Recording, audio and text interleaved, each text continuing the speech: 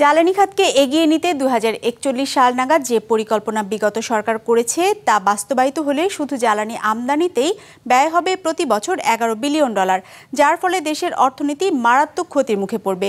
একেবারেই আমদানি নির্ভর এই পরিকল্পনা দ্রুত বাতিলের আহ্বান জানিয়েছেন দেশের জ্বালানি ও পরিবেশ সংশ্লিষ্টরা। Double million offer, Walton fridge কিনে পেতে পারেন 20 লক্ষ টাকা, রয়েছে কোটি কোটি টাকার নিশ্চিত উপহার। এলএনজি নির্ভর আরও 41টি নতুন বিদ্যুৎ কেন্দ্র নির্মাণের পরিকল্পনা ছিল বিগত আওয়ামী লীগ সরকারের। এই বিদ্যুৎ কেন্দ্রগুলো নির্মাণ হলে ওইসব এলাকার পরিবেশ, জীববৈচিত্র্য ও জনজীবন হুমকির মুখে পড়ার পাশাপাশি আর্থিকভাবেও ক্ষতিগ্রস্ত হবে। সম্প্রতি এক গবেষণায় উঠে এসেছে এসব তথ্য। এলএনজি নির্ভর এসব প্রকল্প বাস্তবায়নে খরচ হবে প্রায় 5,000 কোটি টাকা।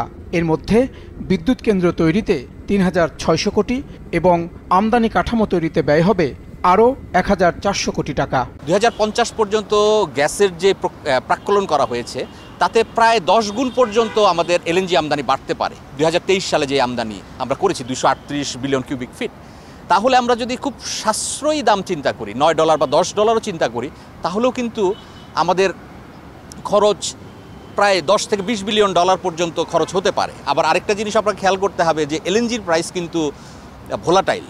2022-23-এ কিন্তু আপনারা লক্ষ্য করেছেন যে এলএনজি প্রাইস $40, $50 পার MMBTU-তে উঠে যায়। তখন কিন্তু আমাদের পক্ষে কেনা সম্ভব হয় না, তখন আমাদের ইন্ডাস্ট্রির গ্যাস রেশনিং করতে হয়।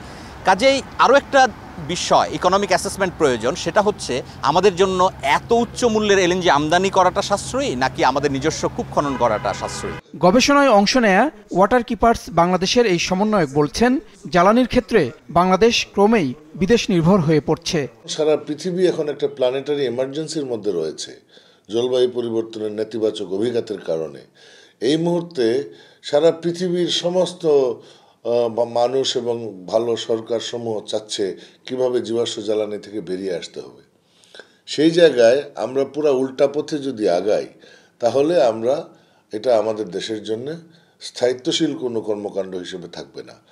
জনমুখী চিন্তা না করে গ্লোবাল চক্রের ফাঁদে পড়ে বাংলাদেশে প্রকল্প নেওয়া হচ্ছে উল্লেখ করে ঢাকা বিশ্ববিদ্যালয়ের এই শিক্ষক বলছেন, ক্রমাগত বিভিন্ন দেশের স্বার্থের শিকার হচ্ছি আমরা।